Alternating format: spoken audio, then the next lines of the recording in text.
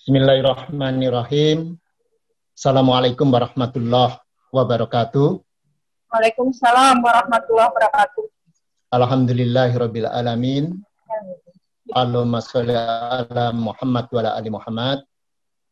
Yang dirahmati oleh Allah, Bapak Rektor beserta seluruh warek, para dekan, khususnya dekan FKIP, kepala biro, para kaprodi, seluruh Bapak Ibu dosen dan pegawai UM Surabaya, dan para mahasiswa FKIP di segala jurusan, anak-anakku yang berbahagia, selamat. Hari ini Anda semua sudah di yudisium, tinggal satu langkah saja di wisuda, dan Anda sudah mendapatkan predikat sebagai lulusan S1 di FKIP. Semoga seluruhnya sehat, penuh kebahagiaan, dan penuh keberkahan. Amin ya rabbal alamin. Terima kasih. Hari ini saya mendapatkan kesempatan untuk sharing bersama, meskipun waktunya cuma 30 menit, dan kelihatannya ini cuma one way, tidak ada tanya jawab. Tetapi akan saya manfaatkan sebaik mungkin. Kemarin ada, kalau tidak salah, 30 PowerPoint. Sudah saya sederhanakan menjadi sekitar belasan, tapi ini harus 30 menit. Jadi saya tidak akan berpatokan dengan PowerPoint yang sudah saya buat. Nanti kalau kepingin PowerPoint lebih lanjut, silakan diminta di dekanat. Sekarang berkembang dengan istilah edupreneurship.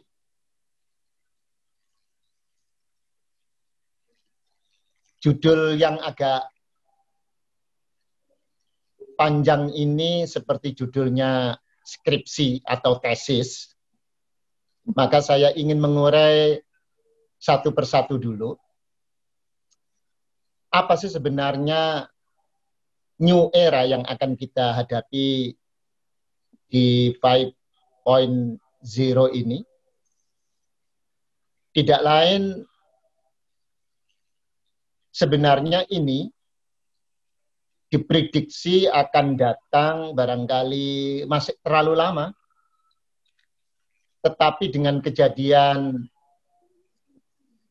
pandemi COVID-19 inilah sepertinya mempercepat era global ini menjadi kenyataan yang sekarang kita semuanya sedang menghadapi bersama.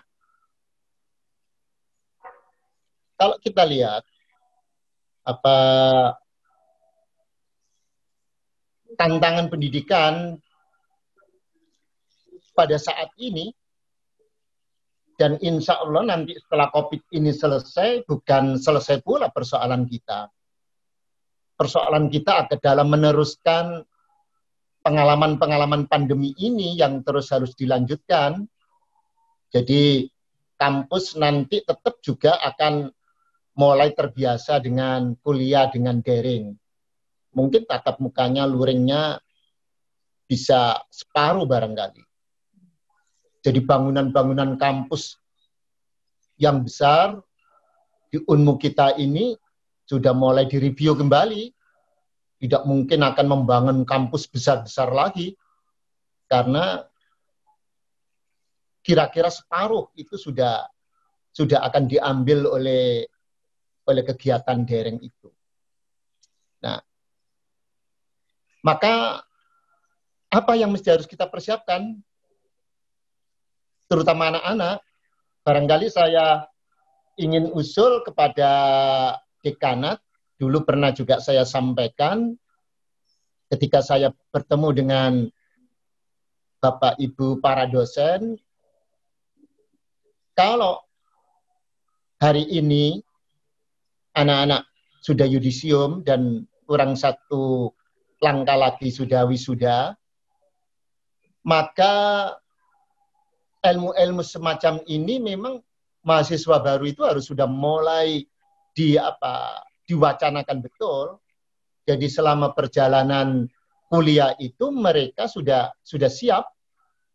Apa sih tantangan besar ketika era global ini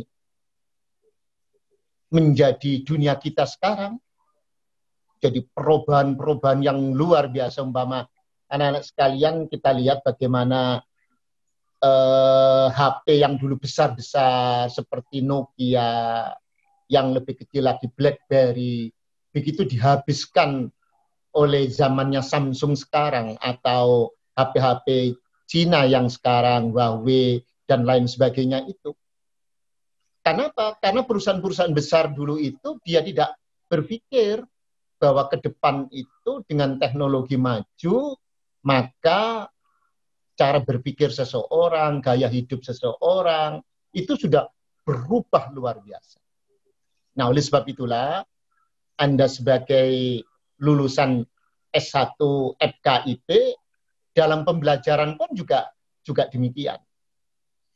Maka Anda pun sudah mulai harus berpikir, apa yang bisa aku lakukan ke depan? Tadi Bu Risma sudah luar biasa, memberi wejangan singkat, tapi mengena. Saya ingin lebih menggarisbawahi apa yang disampaikan oleh Bu Risma tadi itu.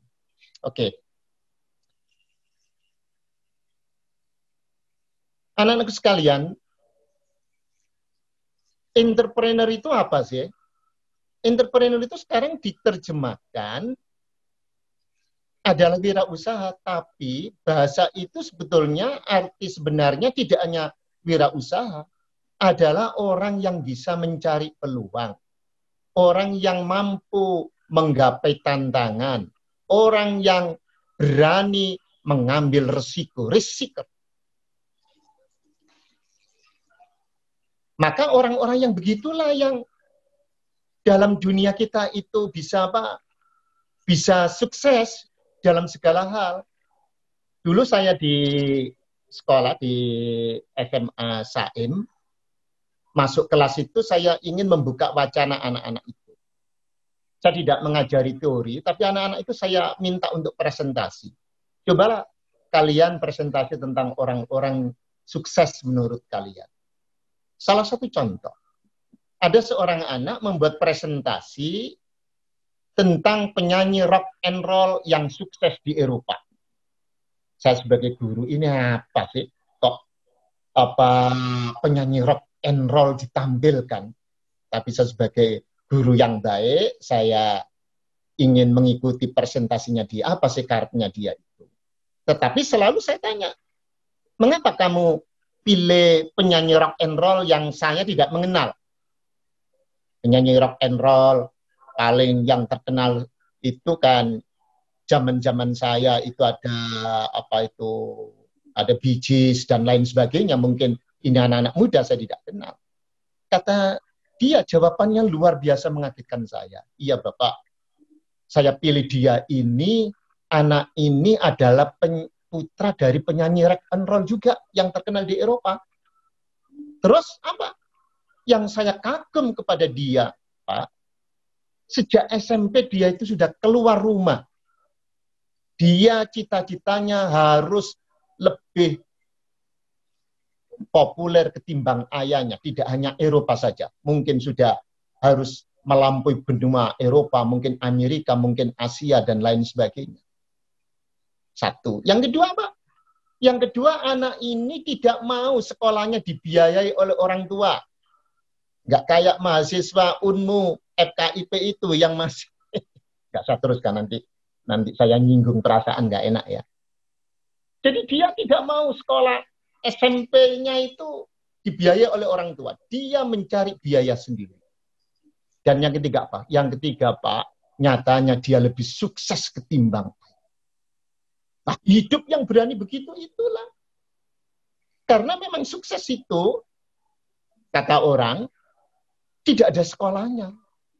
Nah, kami ingin bersama Pak Rektor, seluruh dosen, ingin bahwa Unmu kita itu bisa mengantarkan Anda-Anda ini menjadi orang sukses. Paling tidak bisa membuka wacana Anda. Paling tidak bisa merubah mindset Anda. Paling tidak Anda mempunyai mimpi-mimpi yang besar. Nah, oke? Klik. Maka apa yang harus kita lakukan? Di entrepreneurship itu, ayo materinya diklik. Bu. Next.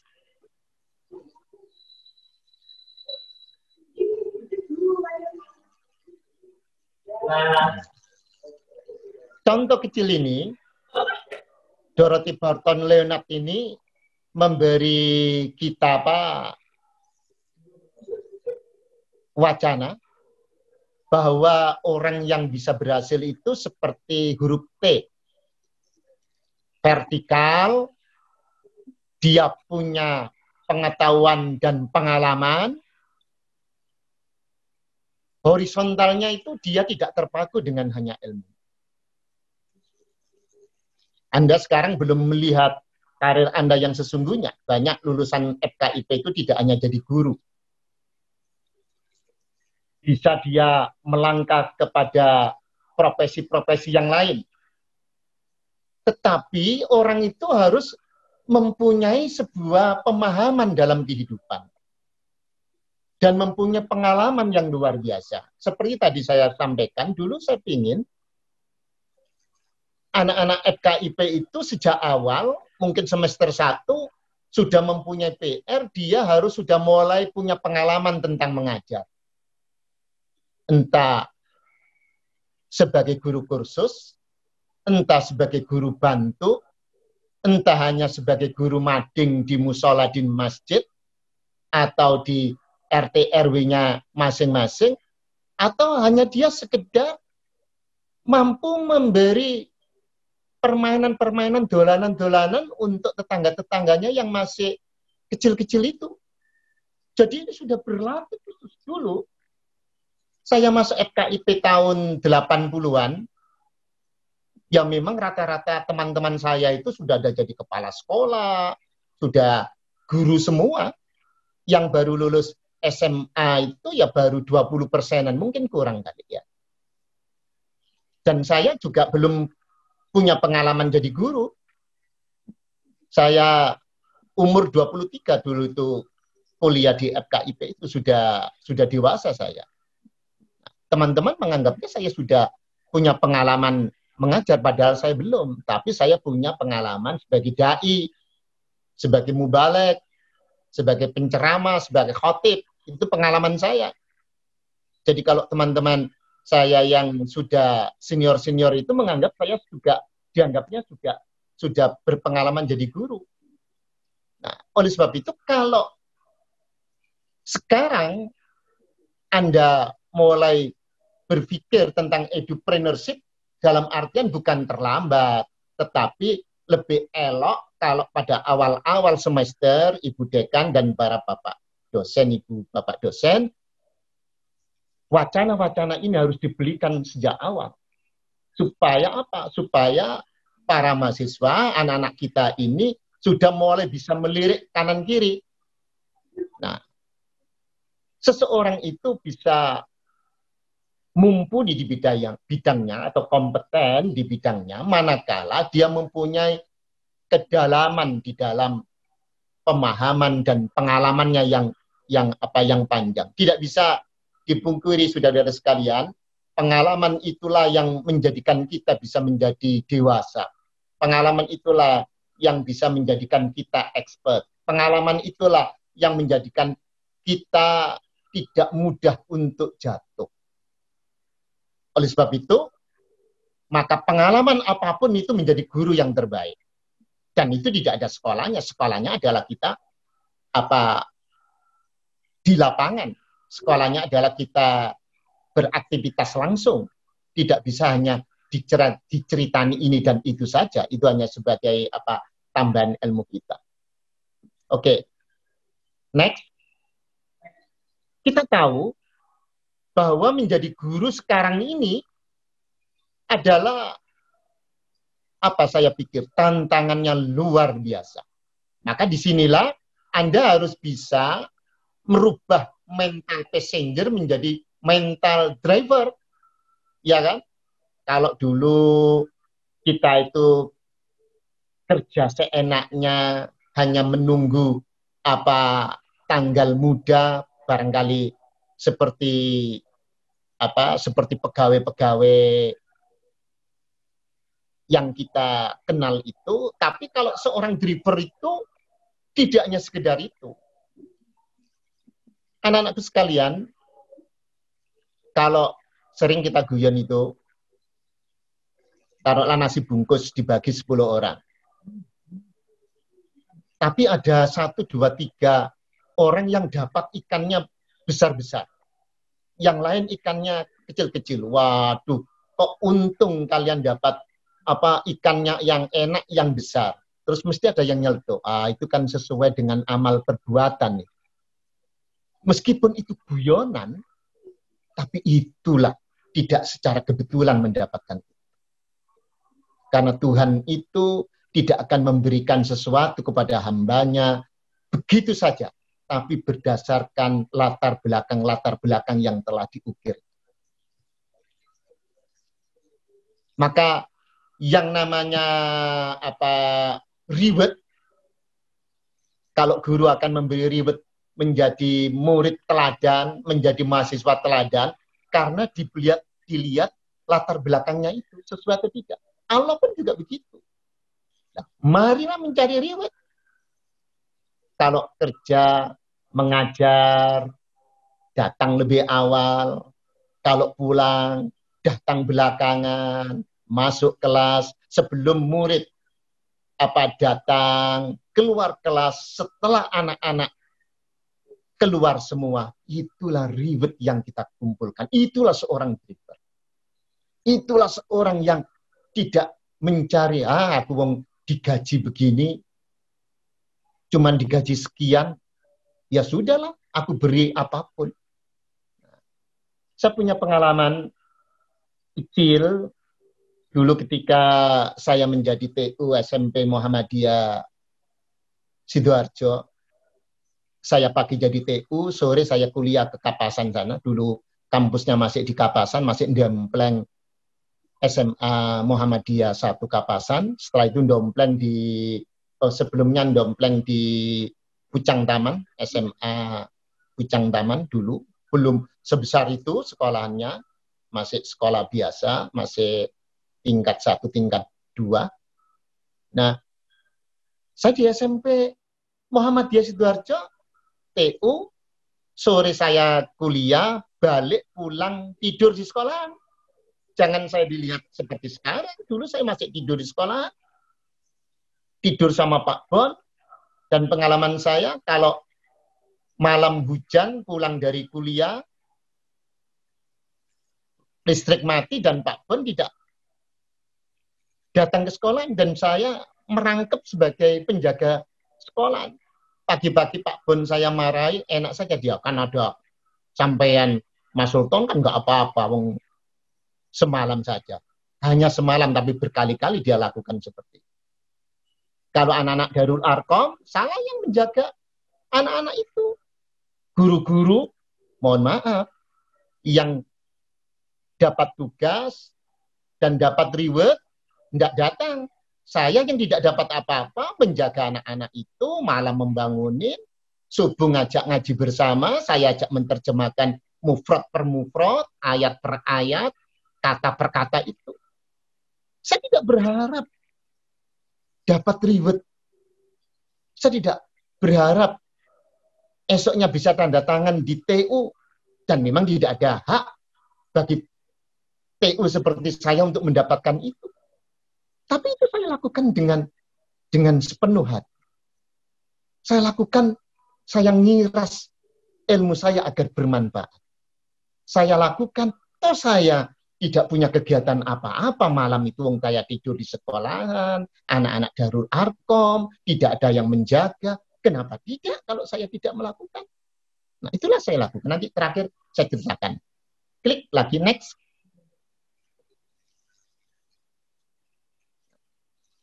Mengapa ayat ini Allah sampaikan kepada kita, dan ini saya paling senang membaca di surat Jum'ah, ini surat Sof ayat 61 ini.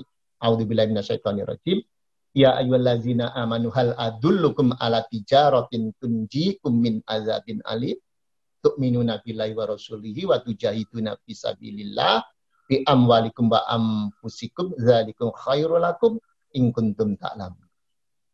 Ya ayyuhalladzina amanu, hai orang-orang yang beriman, hal adullukum, apakah engkau mau aku tunjukkan, kata Allah, kamu sekalian, ala tijaratin, yakni sebuah perniagaan, tunjikum min adzabin alim.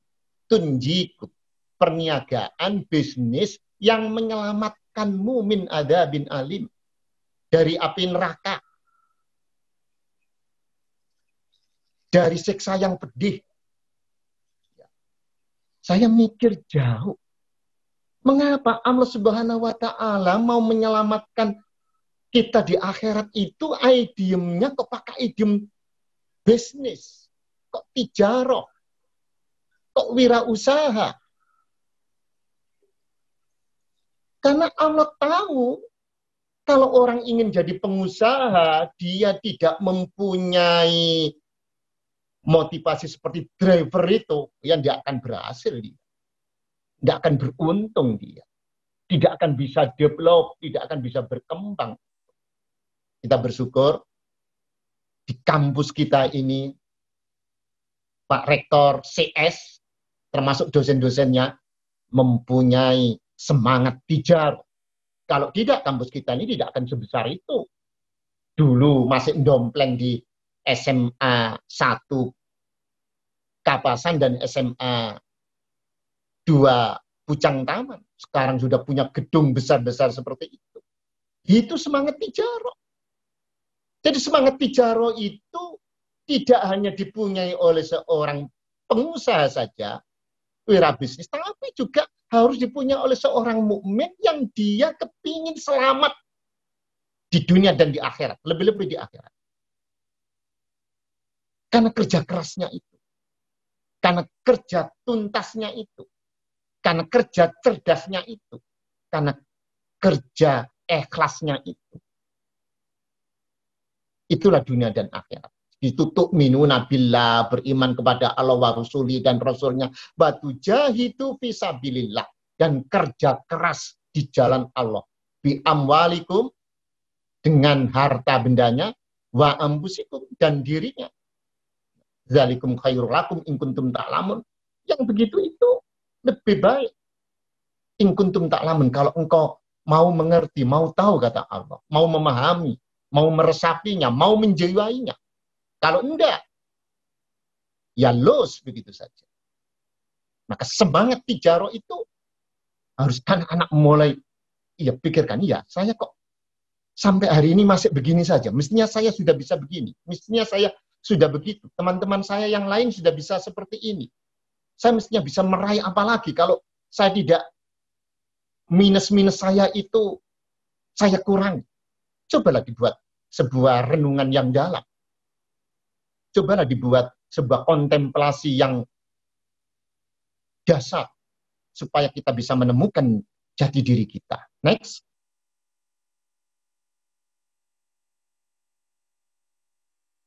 Next.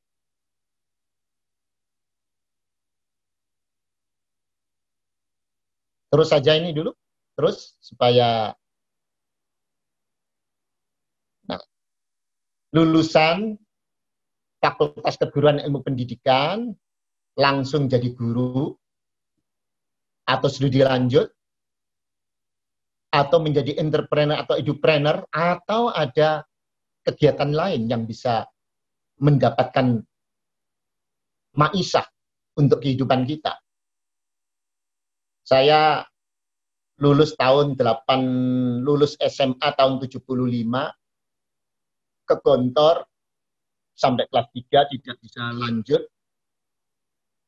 karena saya ingin berbakti kepada ibu saya yang sudah sakit kronis, apalagi di rumah juga ibu berharap supaya beliau tidak saya tinggalkan. Memang Bu, saya di pondok sudah ikrar, saya tidak akan melanjutkan di pondok, saya ingin merawat ibu. Dan 2 bulan saya rawat, ibu meninggal. Saya lontang-lantung tidak kerja, baru menjadi TU itu tahun 79, baru kuliah tahun 80, sarjana muda 84, meneruskan dulu ada BA, sarjana muda, Ibu Maroa itu teman saya, dan Ibu siapa lagi itu namanya lupa saya. Tahun 86, S1, cita-cita saya ya paling hanya bisa menulis, saya bisa dapat duit buat buku, atau saya ingin jadi dosen, tapi syaratnya dosen itu katanya sudah harus S2, tapi alhamdulillah tahun 80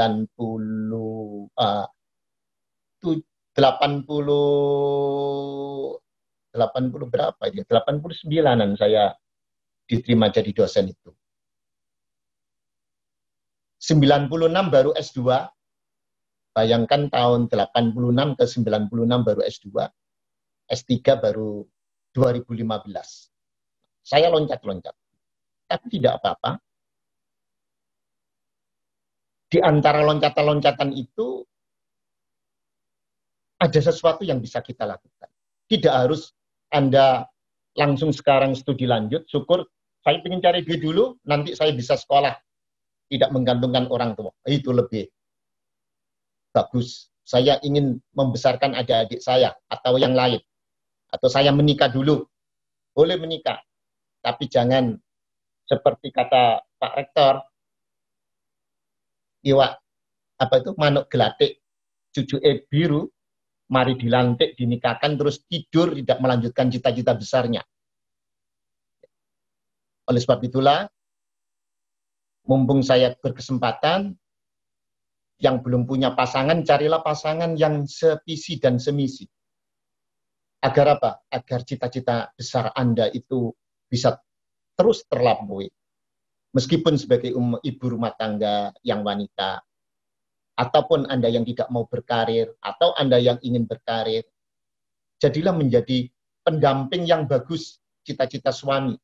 Dan suami pun mendukung cita-cita istri. Menjadi entrepreneur sekarang lebih gampang. Tidak harus keluar rumah. Belajar online. Apapun yang bisa kita lakukan. Coba next lagi saya ingin bicarakan lebih lanjut. Next.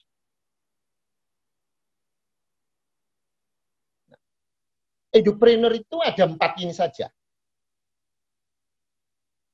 Pertama, sebagai guru yang bisa berwirausaha di bidang pendidikan. Apa coba kalau Anda kepingin membuka peluang kursus, membuka sekolah baru, membuka sekolah online, membuka kerjasama-kerjasama apa, yang di situ Anda bisa mendapatkan sesuatu. Pak, saya belum punya pengalaman, Pak. Mungkin saya tidak dihargai. Magang dulu. Karena kalau mulai kemarin-kemarin Anda sudah bisa magang, setelah lulus Anda punya pengalaman yang luar biasa.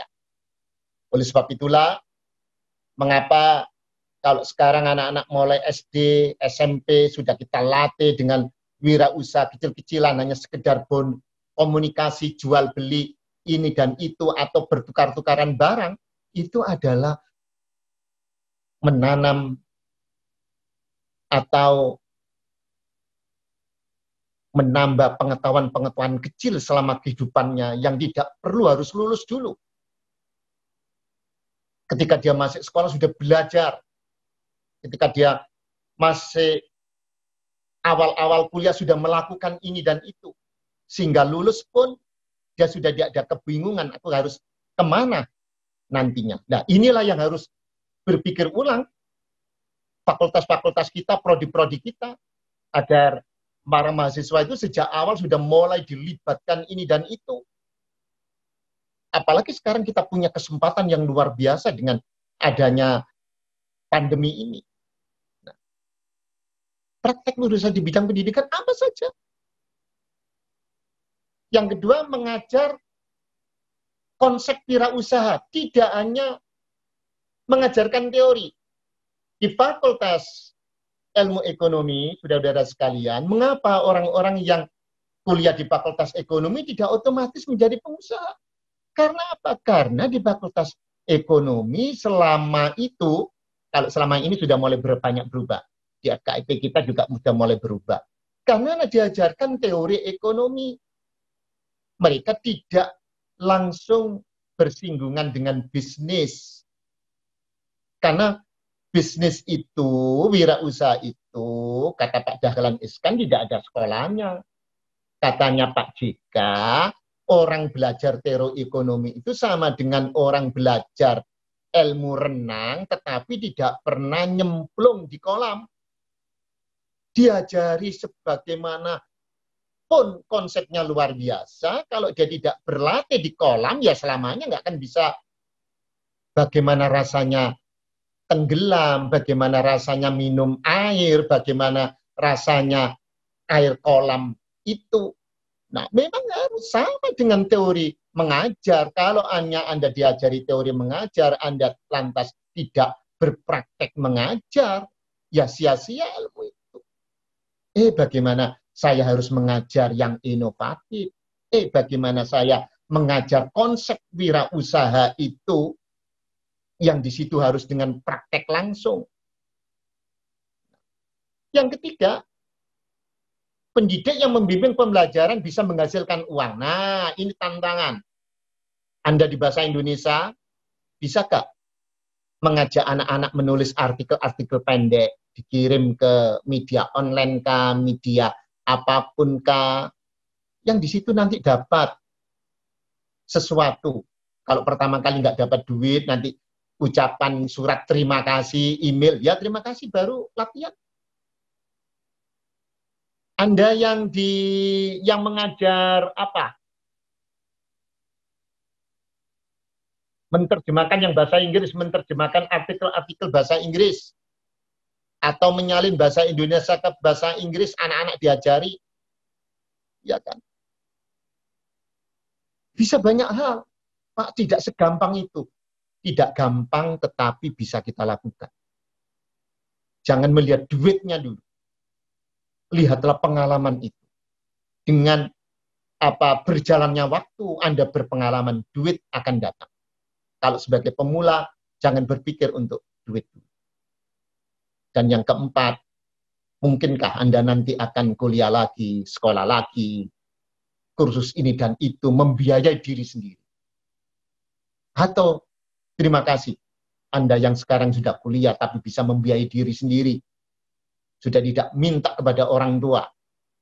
Sama dengan saya dulu, ketika kuliah, saya sudah bisa membiayai diri sendiri. Tapi kalau saya dikasih oleh kakak-kakak saya duit, ya tak terima saja, alhamdulillah, untuk tambahan. Gitu. Edupreneur itu bisa meluas. Anda menginspirasi murid Anda untuk bisa melakukan ini dan itu Anda sudah mengajarkan edupreneur. Anda bisa membuka wacana yang luar biasa, anak-anak bisa berubah, itu sudah edupreneur. Jangan dibatasi hanya bisnis saja. Maka menjadi guru pada saat ini bisa gampang-gampang susah. Anda jangan berpikir dulu Pak Sultan, saya mencari menjadi guru itu adalah pekerjaan yang paling enak. Tidak, pertanggungan jawabannya nanti akan ditanya Tuhan lebih dulu. Sehingga bahasa Prof. Mukas itu, kalau saya mengajar, selesai mengajar, anak-anak saya bisa apa? Kalau anak yang saya ajar itu belum bisa apa-apa, berarti saya, mohon maaf, harus saya revisi lagi model-model pembelajaran saya. Harus saya perbaiki strategik mengajar saya. Harus saya perbaiki media-media saya. Atau saya hanya bukan sebagai fasilitator, anak-anak saya jadikan botol kosong, tak isi begitu saja. Anak saya jadikan objek, anak bukan saya jadikan subjek. Anak belum saya beri ruang yang cukup, atau ruang seluruh. Ya udahlah, kamu bisa melakukan apa saja. Lakukan. Nanti laporkan ke saya. Saya hanya membimbing saja. Kanan kirimu ada sesuatu, kamu bisa lakukan apa? Mungkin anak-anak bisa eksplor dirinya yang luar biasa. Kita tinggal melihat, mengapa kok pilih ini, tidak pilih itu. Baik mana ini dan itu. Kita hanya sekedar bertanya saja. Anak-anak kita itu luar biasa kok. Murid-murid kita ini luar biasa kok. Kita tinggal memberi ruang saja. Oke, next.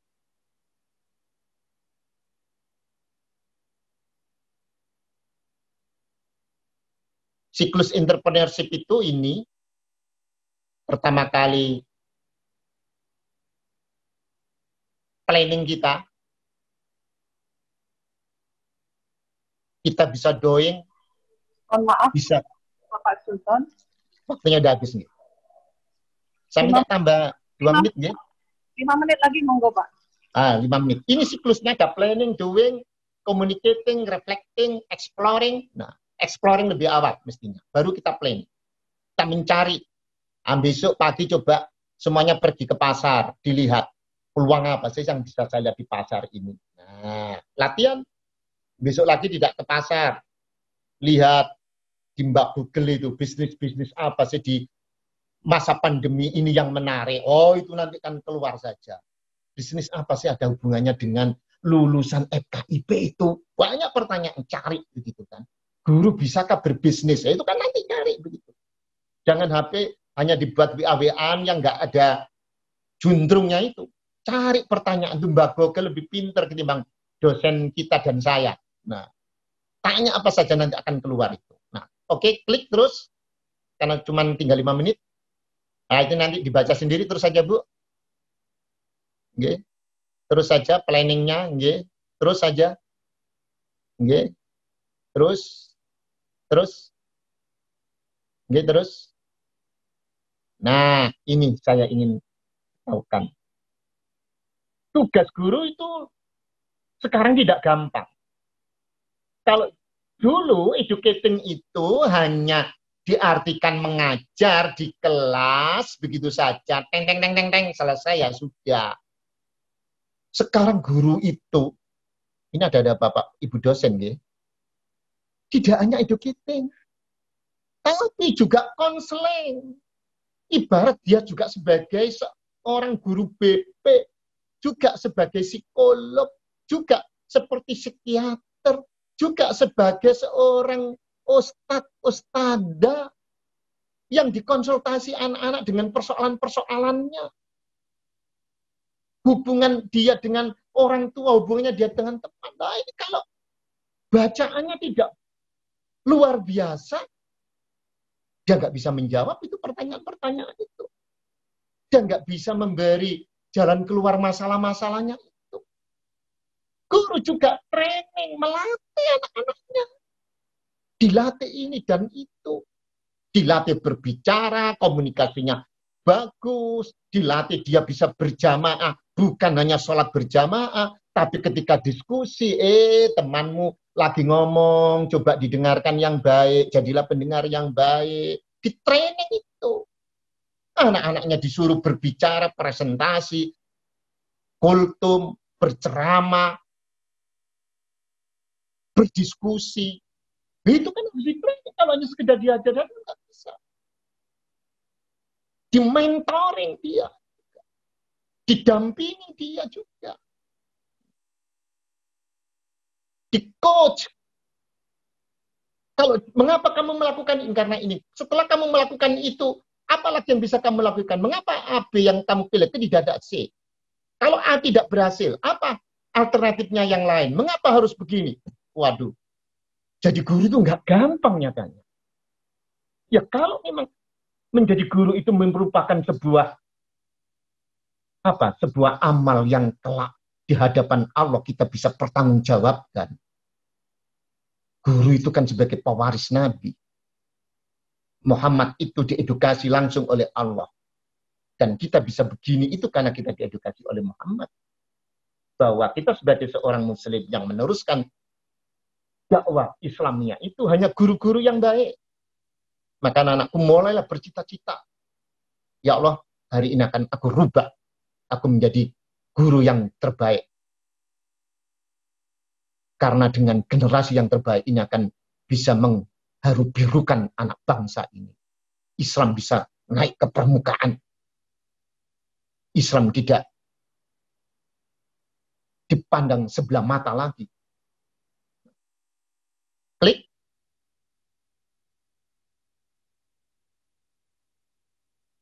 Lagi klik. Nah ini startup-nya nanti Anda lihat. Ruang guru dan lain sebagainya ini kan. Nah kalau ruang guru kemarin difasilitasi dengan begitu, siapa yang nggak bisa? Coba Anda lihat nanti. Ya. Oke, klik lagi. Klik lagi. Tinggal 1, 2. Klik lagi. Nggak usah, ini nanti dibaca lagi aja. Klik lagi, Bu. Tadi sudah saya sampaikan, klik lagi.